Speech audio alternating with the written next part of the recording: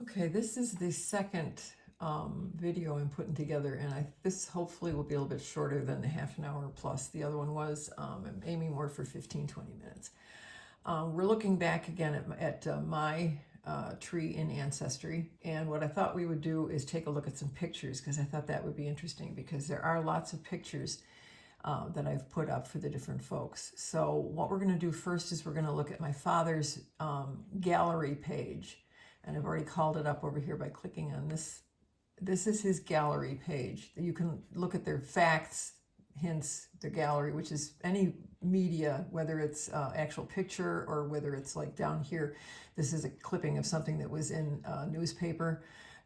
Ancestry also generates a life story, which is just a composite of the stuff that you've put in facts and explore. That generally takes you to something where they tell you about Buffalo at the time he was born, and they try to generate some information. Given the information you've put in your tree, they try to put together some stuff to get you interested in the background information of what was going on possibly in that person's life. So these are all pictures down here, and this is a picture that I got because I have an album that was, this is Esther, my grandmother.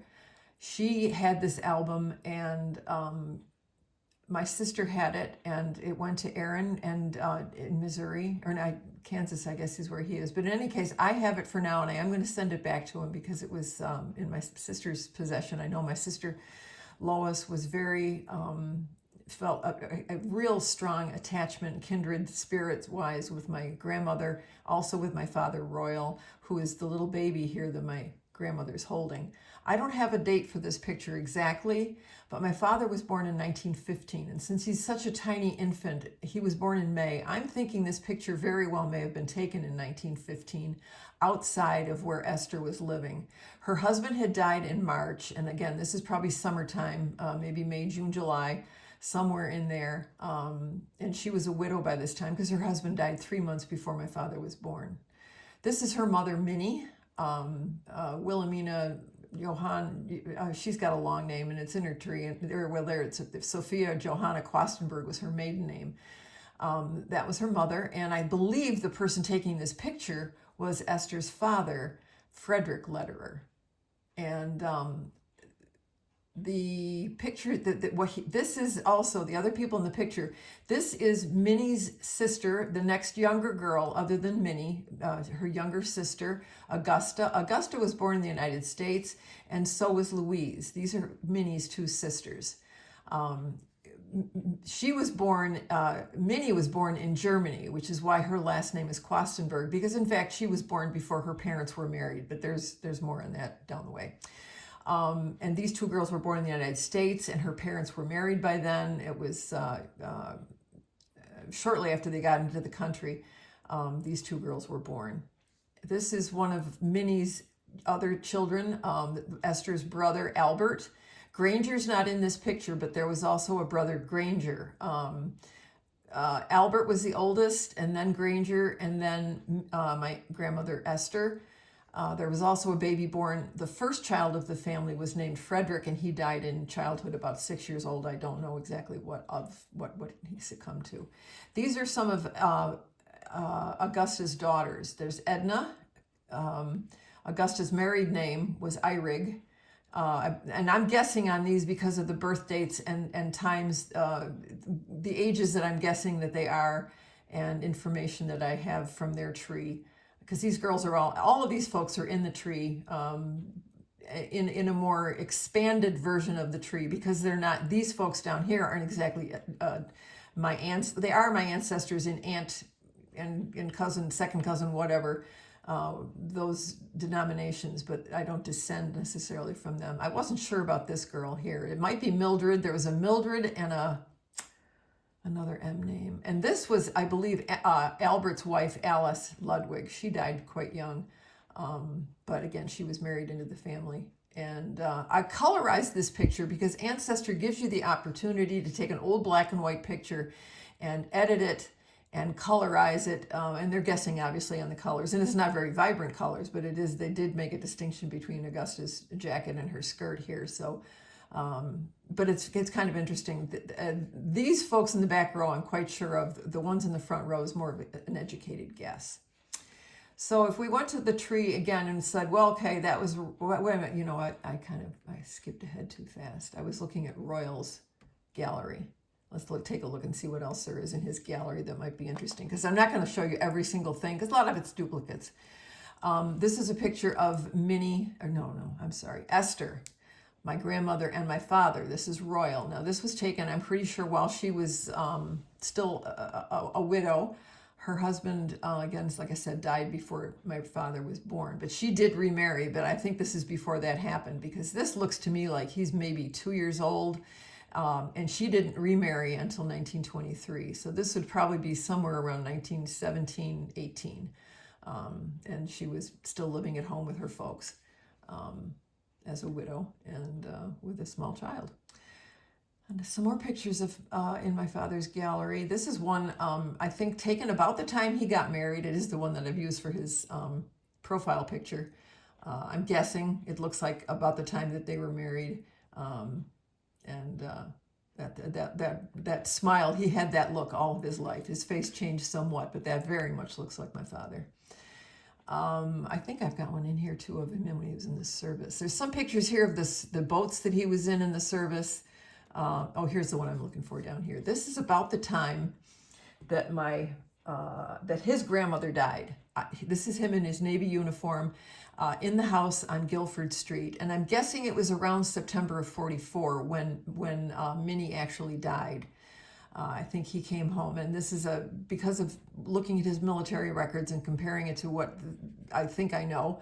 I believe that he had come home on leave, and my grandmother or someone took a picture of him. I'm not sure. Maybe Minnie took the picture of him, and maybe she had. This isn't maybe possibly exactly when she died, but I'm thinking this is somewhere, because he was in the service from like 1942 to 1944. Somewhere, maybe it was when he was released from the service. But anyways, that's him in his Navy uniform without his mustache, because he most often all of his life, I remember him with a mustache. So that's a bit of an unusual picture. And I'm going to show you, I think, one more. I think there's another one in here that I wanted to show you if I can see it. Well, not too much. This is one of him at work. This is he worked for a printing company. He had an office. He had a secretary, and he always wore a business suit to work. This gives you a picture of his the phone that was on his desk, and this picture here shows 1949 to 50. So I'm guessing this was somewhere, 1948-ish, somewhere in there. I remember going to work with him a few times, but I don't know that I ever did it. This would have been back when J.W. Clement, the company he worked for, was on Lord Street.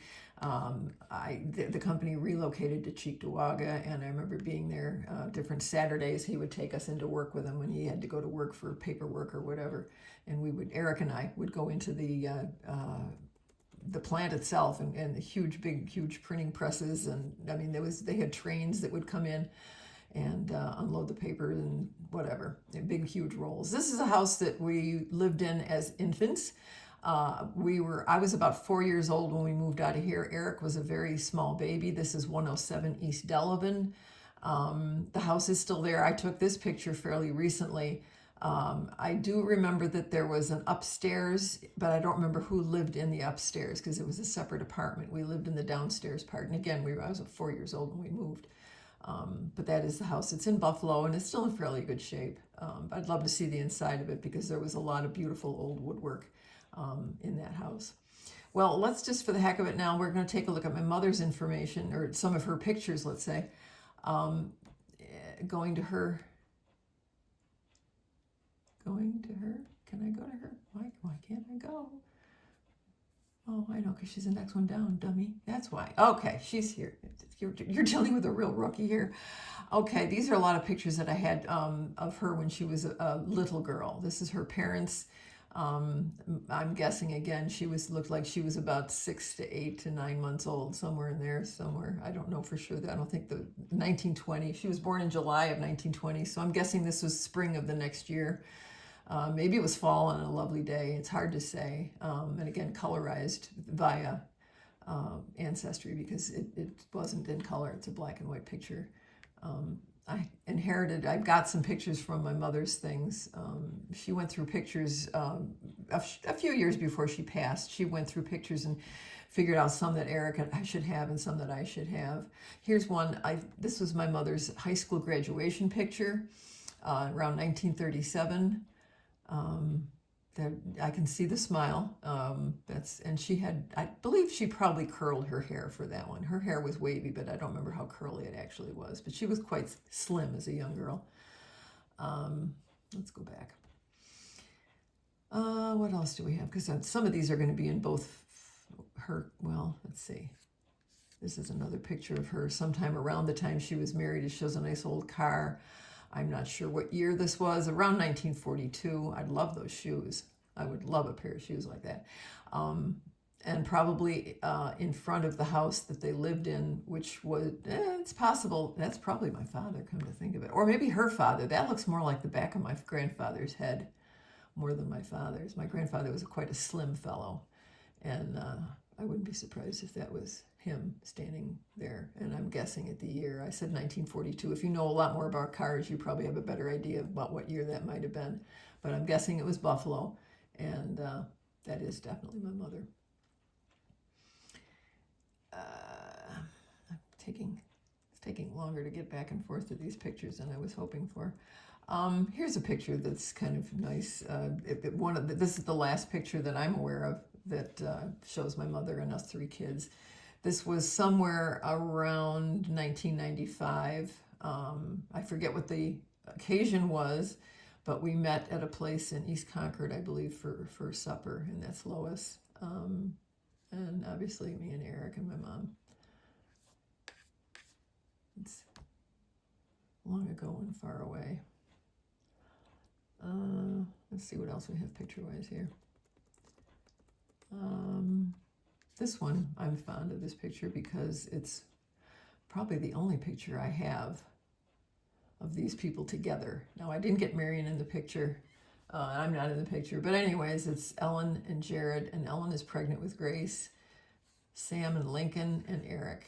And this was at my mother's 80th birthday party, which was kind of cute because she said to me, well, she said to all of us, I think Eric knew with Marion, we were told that she thought it would be appropriate for an 80th birthday party.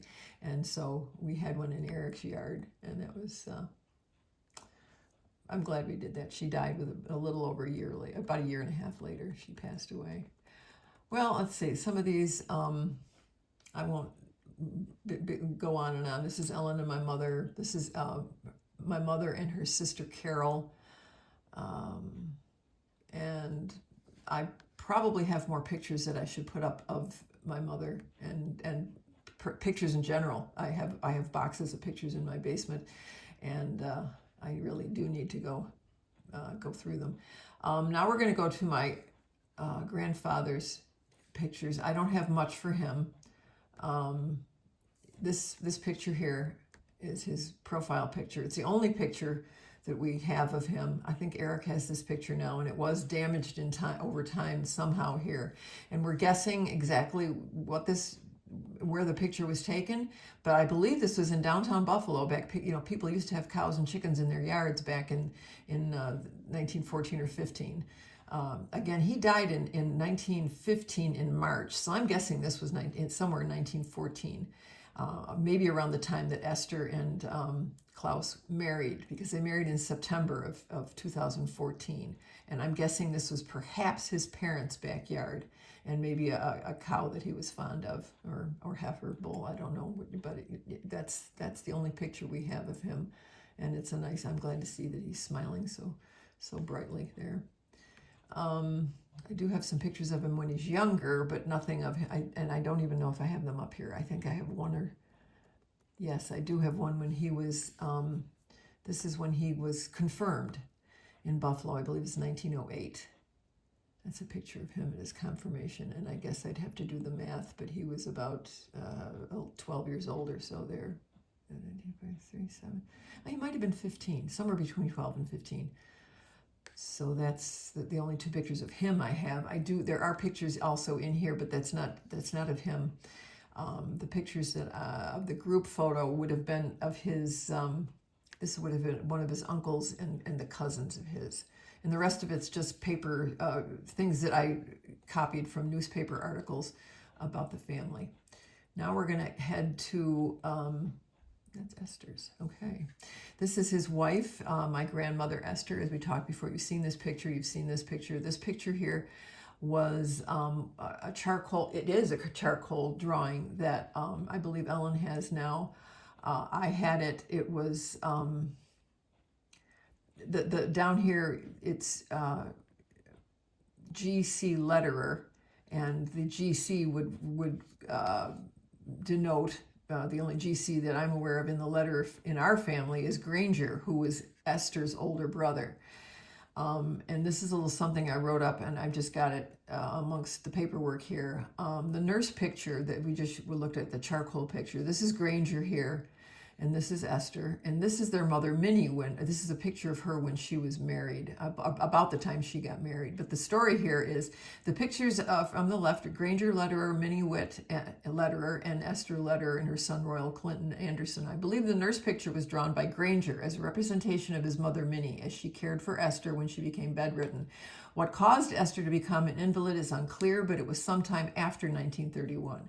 By 1935, she was living at 400 Guilford Street in Buffalo, and her mother Minnie was listed as the head of household, which must mean that Esther by then was bedridden. Sometime around Esther turning 40, she became confined to bed. I have no proof, but I have suspected that Albert and Granger may have had a hard time adjusting to how much of their mother's time and resources were taken caring for Esther once she could no longer live alone. There was no social service agencies then, so it fell to family to care for those who could not care for themselves anymore. Albert and Granger were both deceased by the time I was born, and Minnie died in 1944, also before I was born. In any event, the picture, which looks to be drawn in charcoal and chalk, is signed GC letter. I wish I knew more about it, but I'm pretty confident that it was loosely based on his interpretation of his mother's role once Esther could no longer live alone. And when I grew up, I was aware that my father, well, how would I put this? Because I don't want to put words in anybody's mouth. He didn't speak about his uncles with any great attachment. And I have, because looking over the records over the years, it seems pretty clear both Albert and Granger drifted off and had their own lives, which obviously grown children do. But because Minnie had to care for Esther for so many years, and probably Esther inherited whatever was left of her parents' estate by the time Minnie died, because Minnie died after her husband Frederick. But I'm pretty sure that Esther inherited whatever there was of the family, estate, and somehow or other, the two sons probably were left, to make their own way in life, and Esther needing complete care might have caused some tension in the family, and how that kind of stuff can go. Well, the next one will be, let's see, we're going to go down now to Ephraim, I believe. Yep, Ephraim. And these are pictures. This is another one. You saw this one of my parents or my grandparents holding my mother. This is one I think was about the time they were married, Ellen and Ephraim. I'm guessing at the date, but I think they were married in 1917. So I'm thinking this might have been an engagement picture, possibly, because the next one, and I think she's wearing a different dress. If I go to this next picture, I think the next one, oh no, it's the same dress. So that probably was a wedding picture as well. This is the one I've kind of figured because of the flowers. This is their wedding picture. I'm quite sure. It's a guess, but that was my mother's parents. We'll go on down now to, Ellen has basically the same pictures in her file that Ephraim does. Now this picture here shows the gravestone for my grandmother. Ellen died as she drowned in 1939, and Ephraim bought 2 spaces and had her buried here. He is not buried there. This grave spot is empty and is available to a family member if anybody wants to use it. You probably would also have to have the name etched off the stone. I've talked to the cemetery about it. This is at Lakeview Cemetery in Jamestown. If anybody watching this is a descendant of Ephraim's, you could contact the cemetery and pursue whether or not this spot would be available to you or to someone, and they could give you all the information, because there's a bit of information involved in doing that. But there is no one buried next to Ellen. It's an empty site, and at this cemetery, one person in a casket or two cremated remains can fit in one spot. So that's just information. Every cemetery is a bit different. Let's see, we're going to go back to this one here. This is, now we could go on and there's more pictures in all of these. There's fewer and fewer pictures the farther back you go. A lot of these folks, I have no idea what they looked like. Some of these pictures I have pictures of, some of the people I have pictures of because I connected with someone that is related, also related. For instance, for the longest time I had no information on my grandmother's father, my mother's grandfather. My goodness. And actually, I should mention while I'm at it, the names that are in their files that I have given them or given their profiles are what I believe to be, in most cases I can substantiate, as their birth names. Carl Anderson, when he came to the United States, went with a more Americanized version of his name and was called Charles. People call him Charles Anderson in the United States. This fellow here died in Sweden. He never came to the United States. She came to the United States as a widow, and this is the young lady, she was in her late 40s, early 50s when she stepped in front of the train. But when she came to the United States, she switched to her last name, because back in those days when you came over, especially people coming from other countries, and I don't know when birth certificates were starting to be issued. I think that was depending on where you were born in the United States, when birth certificates were issued. What I do know is for my grandmother, I have her birth record, because there is no birth certificate. I don't believe there ever was one. Buffalo was recording births by calling it a birth record in 1893. But when a person came over from the other country or became as an immigrant, as they passed through immigration, they were asked what their name was, and whatever name they gave is what was written down.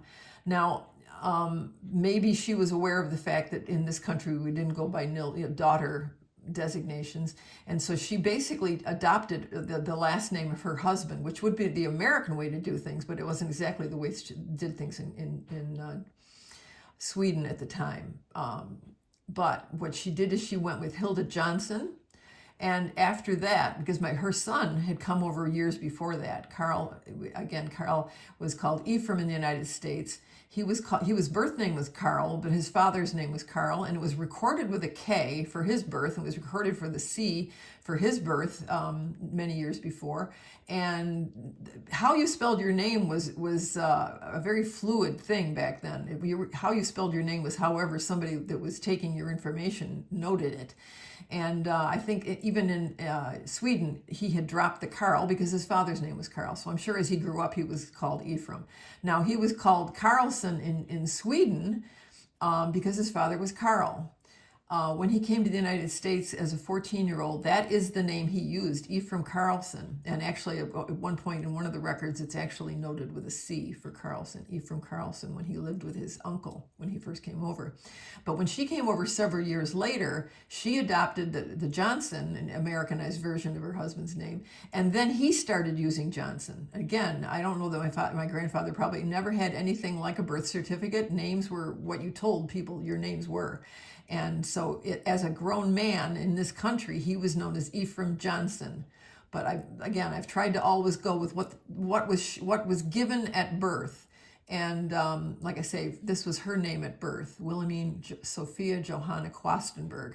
And it was she was born at Kwastenberg because her parents weren't married at the time. She was about 2 years old when her parents first married, and then they very shortly thereafter hopped on the boat and came to the United States.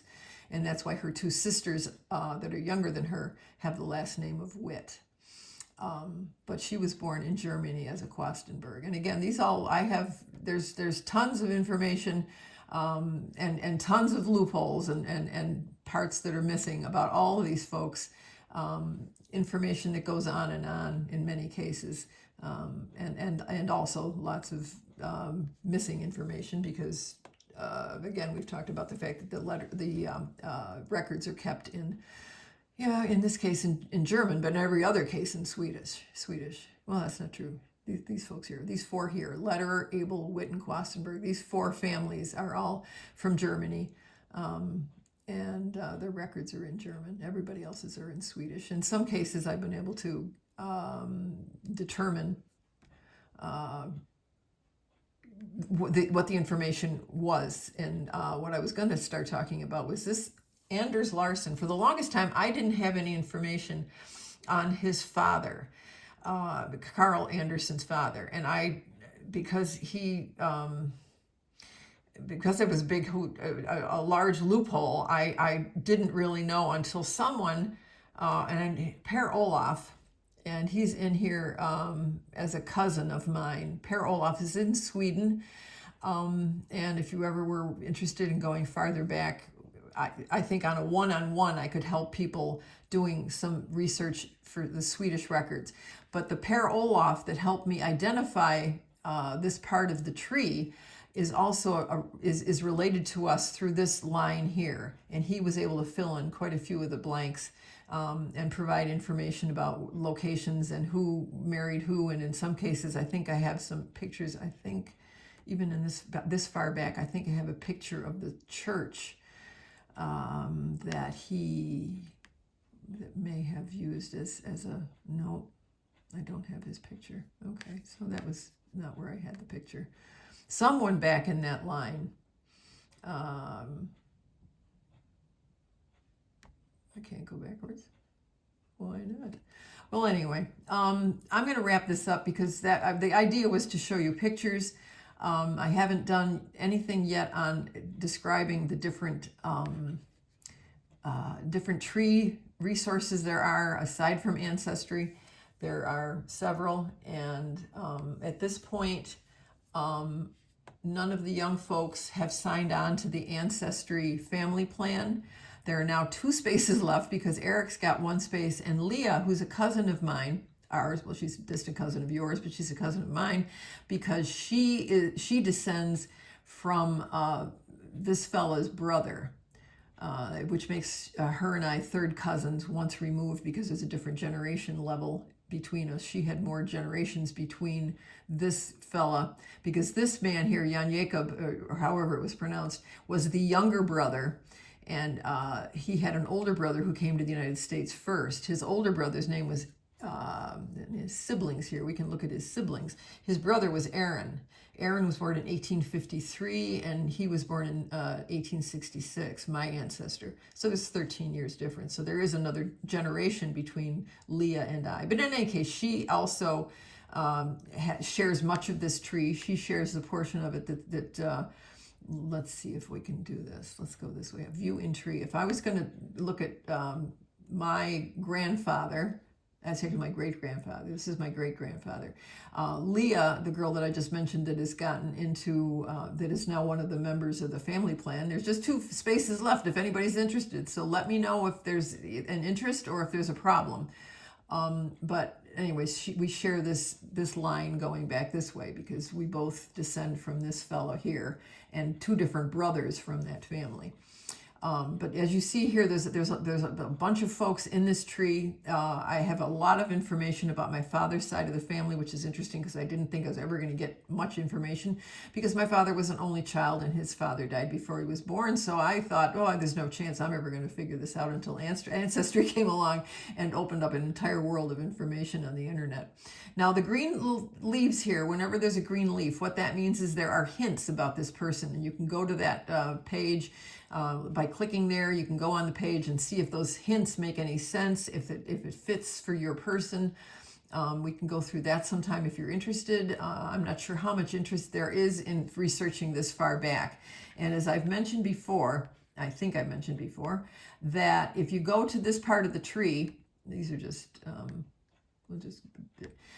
if you go to this part of the tree, this part here, you can take this to the bank. These folks and their birth and death dates, I think, are complete and accurate beyond much question, if any question at all.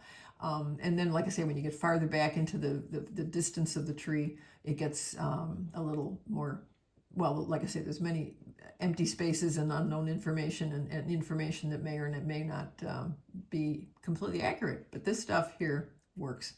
And like I say, if you wanted to click on any of these people, anybody, the 2 spaces that are left, anybody that clicks on the family plan, I believe, would be brought to this page, or could certainly access this page by going to the link and then going to the home page of the person that sent you the link. It's me. You would see this, and then you'd be able to click on this and get information about all of these people. And if you're interested, it would be interesting to do, because it's only going to be until February. I don't plan on having this family plan past February. So if you're interested, now's the time to jump on. This is also on my father's side of the family, but it's more of the woman's side of the family. Jan Jacob married a Maria, and this is Maria's parents. And this is a picture you might find interesting, because this is like, I think, my great-great-great-grandparents in front of their house in Sweden. And I don't know how tall they were, but I'm guessing neither one of these folks were much beyond 5'5" or so. But this is their house, and I gather, this was provided by a fellow that I've connected through Ancestry, who's a cousin who is related through this line of the family, because the Maria that is, I'll show you in a second here, that couple you were just looking at in front of the tree, or in front of the house, they were the parents of Maria. That's how I connect with that Eddie that provided the picture for me. She married this John Jacob, and they lived in Buffalo and married, and they are the parents of Klaus, the fellow that died before my father was born. They were his parents. Something I didn't mention to you before, and we talked about in the last video. Here we are at half an hour again. Good heavens, I run at the mouth. Quickly before I go, this lady also had some tragedy in her life. As again, I'm sure most of these folks suffered tragedies, but the ones I know of, Maria and her husband lost, I think, 4 children within the space of about a year and a half. Hannah Sophia, the oldest, died. Then Klaus actually had died before her. Berger Walfrid died, and I guess it's a little bit farther. But anyways, in 1912, he died. So maybe it was within like 4 years. There were like 4 or 5 kids that died very close together. Hannah, Julius, again, I don't know if my father used to call him Klaus Julius, but I don't know if the Klaus is pronounced exactly that way. 1916 and 1915. So there were 4 children there that all died quite close to each other. And this lady here was in Buffalo, and I wish I had been able to connect with these people, because she lived in Buffalo and didn't pass away until 1980, but I didn't know anything of her. But this picture that I have of her, and I'm going, I promise I'm wrapping this up. This is a picture of Selma and my father, Royal. And this is a picture taken in East Pembroke when he was a little boy. She used to ride out from Buffalo, because he was living in East Pembroke with his mother when she was running the store in East Pembroke at the time. And she would ride back to Buffalo with him on the bus. And I've always had a soft spot for her in my heart. Since finding this picture, because I didn't know she was there, but my father is smiling in this picture. And I don't remember my father being a tremendously happy person. And so I'm thinking, this Selma must have been a real sweetheart. And she certainly brightened my father's days when he was a young boy, if this picture is any indication. So I'm going to wrap it up. That's it for now. Again, there are only 2 spaces left now. If that's a problem, let me know. You can either leave a message in the comments below, or you can email me. Call me up if you have my phone number. If you don't, email me and I'll send you my phone number. miniwinch@yahoo.com, miniwinch@yahoo.com is me. And there'll be more, and one of these days I won't make it a half an hour, 35 minutes long. Promise. Bye.